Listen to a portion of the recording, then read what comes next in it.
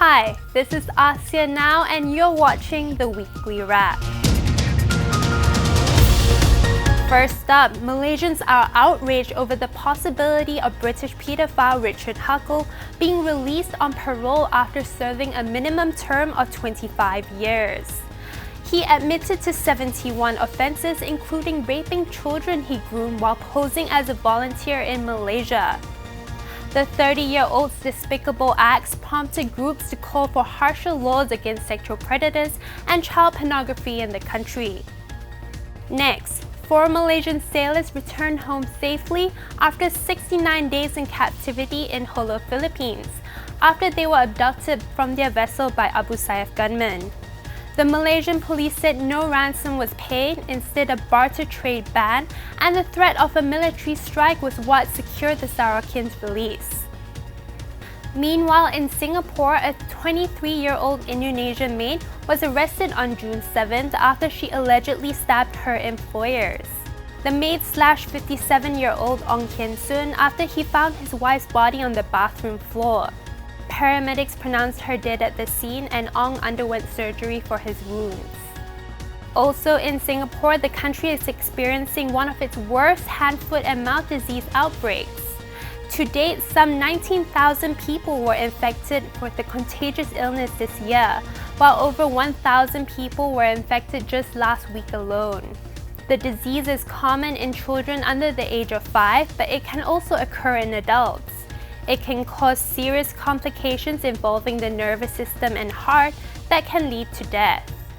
Moving on, vigilante killings have spread across the Philippines, sparking concerns among its Human Rights Commission. 5 men believed to be criminals were shot and killed in different provinces last week, following President Rodrigo Duterte's threats against drug lords and criminals.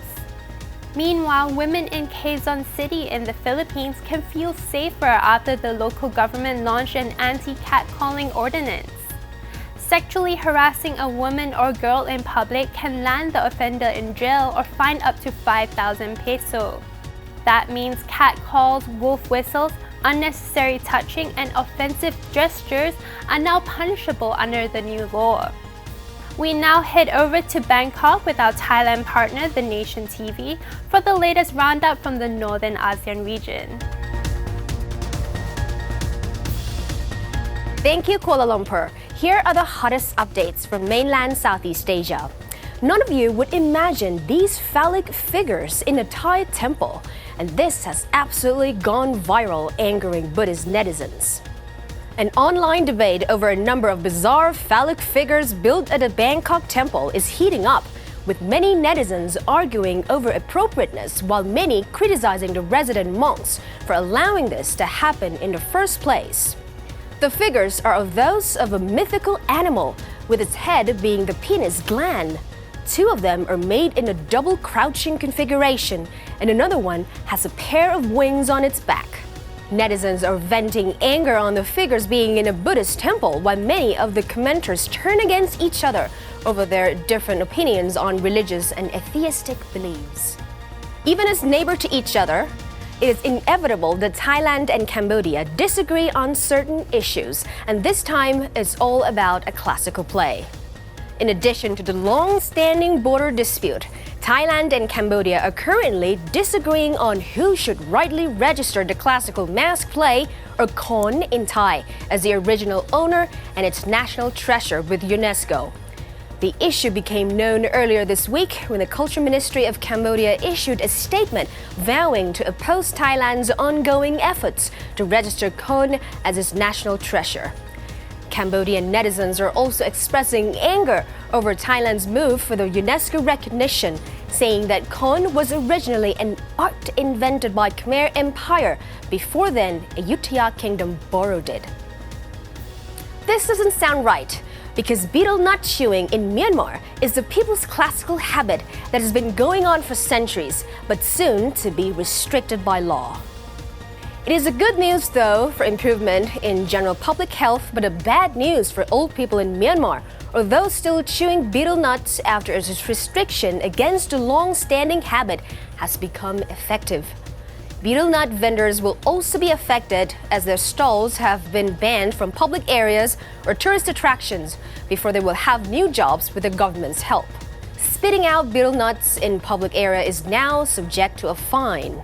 The move by the Myanmar government is aimed at both restoring public orderliness and reducing the high rate of people suffering from oral cancer as a result of betel nut chewing. Lao netizens, next time they want to comment anything online, beware if they comment it against the government's will. 3 Laotians publicly apologized on national TV for their anti-government posts on the social media like Facebook, saying that they have betrayed their motherland. Laos, a country with a population of 7 million people, ranks low in terms of press freedom as the media is strictly controlled by the government.